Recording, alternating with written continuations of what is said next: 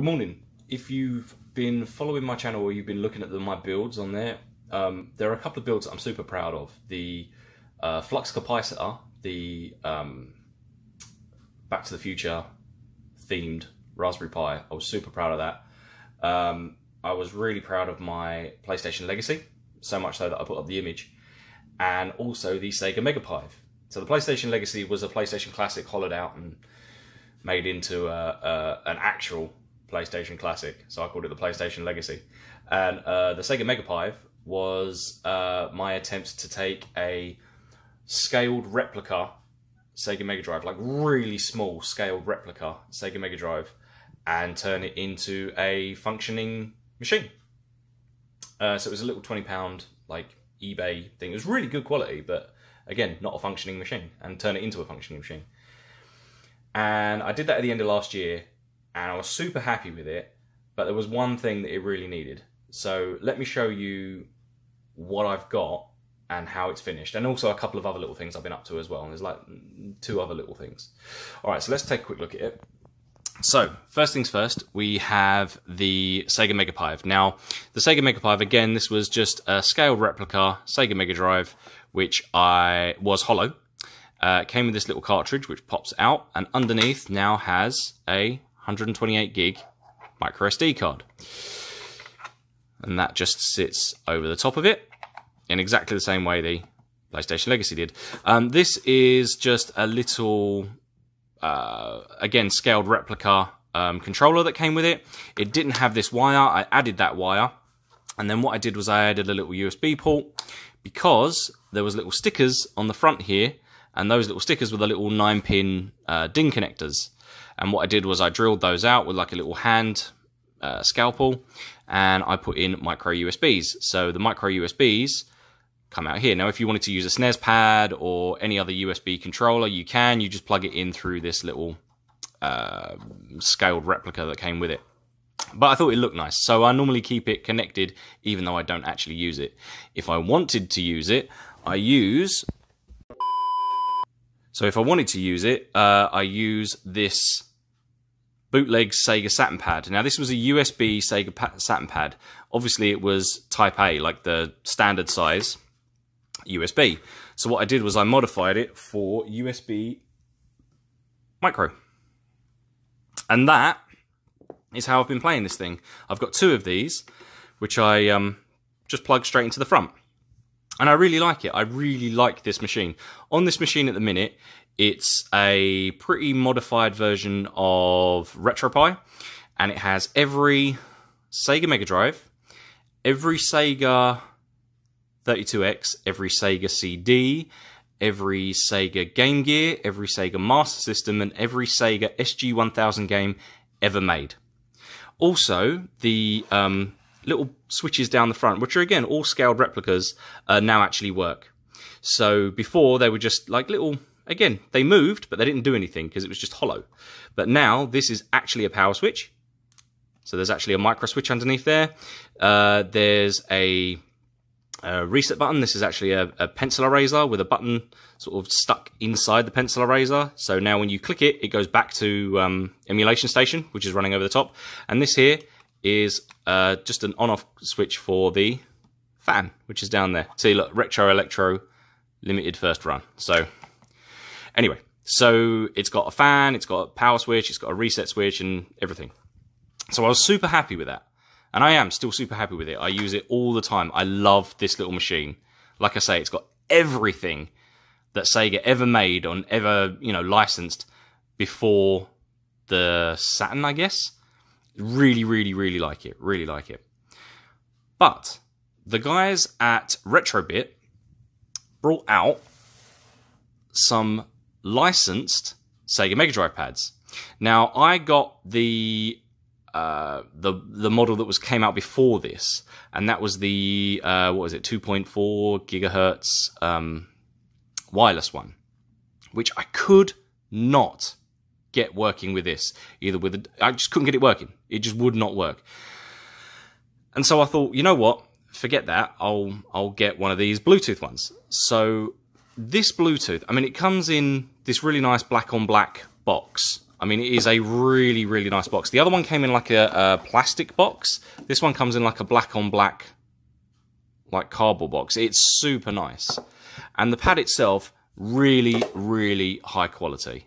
I mean, it is a really nice pad. It's got a charging port at the front and 4 little, I don't know if you can see, 4 little LEDs at the front. And it's also got an L and an R button. So it's essentially an 8-button pad. The reason is that you can use this for the PS3, you can use this for the Nintendo Switch, you can use this for PC, Android, you know, Amazon, whatever. And obviously it needs all the buttons to compensate for that. It's also got rumble feature as well. So it rumbles as well. And what I've done is I've managed to get this working wirelessly with the SEGA MegaPive. Now, because this isn't that old, this has been out for, I think, weeks at this point. I think it came out in, like, I'm not quite sure when it came out, November sometime, or maybe even December, I'm not sure. In the UK, it's only been out a number of weeks. This is an absolute nightmare to get working with RetroPie and RetroArch, which is what, this whole system here is based on. I had to set up a new UDEV rule because all the buttons were, like, when I eventually got it working, because this thing will essentially run as different controllers. So I tried it as a by using different combinations on startup. You can set this thing up as a Pro controller for the Switch. You can set this thing up as a standard, you know, PC controller. You can set it up as a PS3 controller, and I tried it as all of them. Eventually, or a Mac controller. Eventually, I set it up as just the standard controller because what I thought was, well, it's easy. I'll just, you know, set it up as a keyboard. But the problem was, if you set that up as a keyboard, I have a 1-button keyboard configured to the front. So every time I press that, it essentially just mimics a keyboard. And it would mess up with that. So long story short, utter nightmare. Set up a new UDEV rule to get it, like, the actual buttons working. When I got those working, I had to go in and set up the hotkeys again, which was another nightmare because there's some conflict with this C button on the end and the RetroArch menu. Sometimes it crashes when you're setting up and sometimes it doesn't. It's really, really, really just an utter pain. But I've got it working, and boy, once you get it working, oh my god, this thing is incredible. It feels like you're sitting there in 1991. Or 1992. It feels fantastic. Plus, with all those hotkeys, I've set it up so the select button is the hotkey. In fact, what I'll do now, what I'm going to do now is put up on the screen the hotkey setup that I've got. So, as you can see, the left button is load state, you know, the shoulder button, sorry. So the left shoulder button, load state, right shoulder button, save state. The X, Y, and Z buttons I've set up as like VCR controls. So you've got rewind, pause, fast forward on there. Down the bottom you've got mute, menu, and reset. That's just reset the ROM. The select button is the hotkey. Start is quit because, you know, that's pretty standard for RetroArch. And then on the D-pad I've got volume up, volume down, save state, you know, plus and minus, and the home I've just left as the power key. So as you can see, it works a bit like, once you press the hotkey, it works a bit like a VCR remote or a TV remote with your volume up, volume down, mute, whatnot. Again, this is all stuff that I was doing with this Saturn controller, but with the Saturn controller, again, wired. Now I've got this amazing wired wireless controller. I would highly, highly recommend getting one of these. They're 30 quid, and like I say, if you're using it with the Raspberry Pi or RetroPie, they are an utter nightmare to get set up. So what I thought I would do is, seeing as this image is now done, I'm finished with it, and I already put up the image for this. Like, if you want this image for this machine, you want to build this yourself, you absolutely can. You don't need this case. You don't need any, you can use any case you like. But if you download the image, not only will you have all the games set up and ready to go, you will also have the LED, so the drive light LED, which I've drilled out, again, hand drilled with a scalpel, put a red LED in there. So you'll have an LED ready to go, you'll have the reset button ready to go, you'll have a power switch, you know, ready to go. You'll have all your hotkeys set up. You'll have everything set up ready to go. If you want that, you can already get that. Links at the bottom. But if you're thinking of getting one of these, again, which I would highly recommend, but if you are thinking of getting one of these, what I can do is I can take this image which I'm working, or which I'm finished now. I'll take this image, snip it up into 3 bits, just like I did the last one, and post that one instead, or next to it.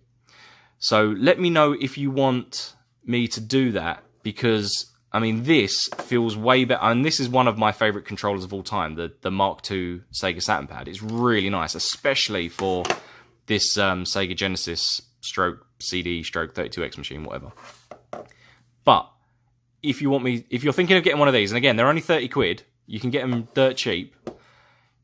If you're thinking of getting one of these, let me know, and I'll rehost this image. Again, down below, same password, same everything. And if you want to know how to set it up, there is already a video that I made to show you how to set it up. It runs in exactly the same, like the insides of this, pretty much identical to my PlayStation Legacy that I built. So what I'll do is I'll just put a link to that video as well. And it just shows you how to wire up, like which GPIO pins to put the LEDs on, which GPIO pins to put your, start up script, shut down script, whatever. All you need, but again, you don't need any of this. All you need is a 128 gig micro SD card and a Raspberry Pi 3B+. That's it. That's all you need. All of this other stuff, just, filler, really. Just icing on the cake. That's all. If you just want to, if you want to really go out and build this, you absolutely can. This was like 20 quid on eBay, this little case. And all the equipment I use, I don't use any 3D printers, none of that. I use hot glue, super glue, scalpels from the pound shop. I use, like little hand tools. I use little hand files, bits of sandpaper. Like, it can be done dirt cheap. So 20 quid for that, 20 quid for the, or like 16, 17 quid for the SD card, 30 quid for that, and you're done, pretty much. That's it, you're really done. All this other stuff, like I say, you can do it if you want, but if you don't, that's fine. But let me know if you want me to host this image for this setup, because again, it was a total nightmare. Let me know, and I'll host it either next to or replace the one that's already on there. All right, let me quickly show you the other two things I've been working on. Okay, now the second thing I've been working on is this. Now, everyone's got these IKEA Kallax units, and we had one out in the hallway. We've got loads in here as well, some in the bedroom. They're really, really good, but in the hallway, it just had junk in it. So what I've done is I've moved it in here because I was annoyed that I didn't have all my games to hand. And now I've got pretty much everything to hand, or at least what I can find. So all my collectibles are up the top. We've got my Resident Evil stuff, the Mega Drive box, my Fix-It Felix Jr. machine, my Commodore Amiga book, stuff like that. But down here, I've got to hand, and again, this is everything that I can find, not everything that I own. All my PS3 stuff, my PS4 stuff. This is my, because I'm new to Xbox One, from months ago, really. I'm building up an Xbox One exclusive collection, so that's their PS1 stuff, all the classics, Incredible Crisis. I've got 2 copies of Bust a Move. The problem is, because I didn't have them to hand, I was rebuying stuff, so that's why I've got 2 copies of Bust a Move 2. Down here, I've got all of my PS2 stuff, a little bit of 360 stuff, OG Xbox, a little bit of Wii, like the A single GameCube.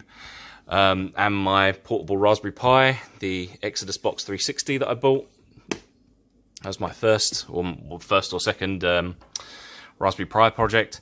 So, like I say, the idea is that I can have all of this in the front room, and either me or the kids can literally just go up, grab any game that you want to play at the time. You don't have to hunt in a box, you don't have to go under the beds, you don't have to go anywhere. You can just go in, grab it, and play it. All the controllers for the various machines are down there. So you've got SNES, GameCube, a 360 controller, PS3, PS2, that wireless Sega Genesis pad, my USB modified PlayStation Legacy controller, a Saturn controller that I've modified, and all the Wii stuff. I also have a bit of PSP stuff. I'm not quite sure what I'm going to do with these yet, because all the PSP stuff's in there. So, like I say, all of that's ready to grab, and the reason is because over here I have everything hooked up. Sorry, it's dusty. I have everything hooked up and ready to go. So here's where the SEGA MegaPive actually lives, is here. And this I just keep on just as like a little, you know, dongle basically. It's not really doing anything, I just kind of like it. So all of these are hooked up and ready to go. I've also set up the HDMI handshaking, so there's no conflicts. So what you'll do is you just come over, just turn on the machine you want to go, or put in the disc that you want to use, and it just goes. So we've got the SEGA MegaPive with all of the Sega stuff on, like I've just mentioned. The PlayStation Legacy, which is the one I built before, which is, 200 PS1 games all ready to go, and that's why you've got the modified DualShock. So you just plug that in, click it on, and it goes. Exactly the same inside as that. PS3 ready to go, just click it on and it goes. PS4, same again, click it on and it goes. Xbox One, same again, on and it goes. Down here, we've got a Wii and a PS2. Now, both of these have got HDMI mods clicked into the back. So I've got my pink PS2 Slim and the Wii. All you got to do, just walk over, turn it on, and on it comes. It's all hooked up to the TV, but it goes through that little PC down there. So not only can the kids come in, or I come in and just turn anything on and just play it, and I've been playing Deus Ex on the PS2, which is a fantastic port, by the way. I might actually do a video on this, and the reason I can do a video on this is because not only are they hooked up to the TV, and I can play them on my sofa, but they run through that machine. That machine there is just literally a £35 Chinese capture card. I can stream, I can capture anything that I want, all footage from any of these, because they all go through that, and then all go into the TV. And it's true bypass as well, so there's no latency. All it needs is power. I don't need to run any software or anything. So, again, all the me and the kids can just come in and play it, but when I do capturing, I am actually capturing from the original hardware, which is, excellent. This is my dream setup. This is my tower of power.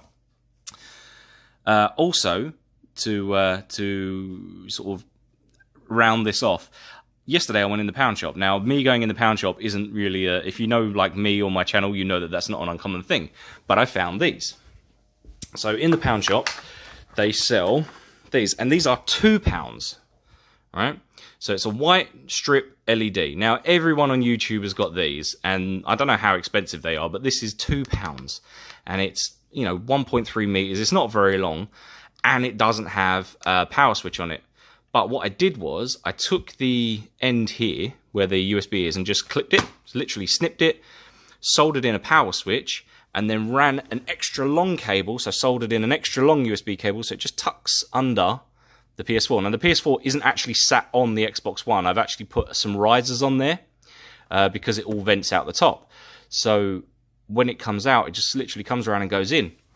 And the reason is, behind this little pile of daffodils, I soldered in a little switch. So now my tower of power has a reason for me to dust it, I guess. But I just thought it looks nice, so now it's all lit up. I've got another one. I'm not quite sure what I'm going to do with it. I might put it down the bottom, but I might put it over in that cabinet. Anyway, so yeah. So that's the third and final thing that I've been doing at the minute. And yeah, let me know if you want me to put up that image. Because, it's a big image. It's like 120 odd gigabytes. But I'll put it up, or maybe I'll even replace it or put it next to the other MegaPive. So if you're thinking of getting one of those wireless controllers, or you want me to update the image, the disc, the image file that I've already got on there, just let me know and I'll swap it around. It won't take very long. All right, cool. Peace.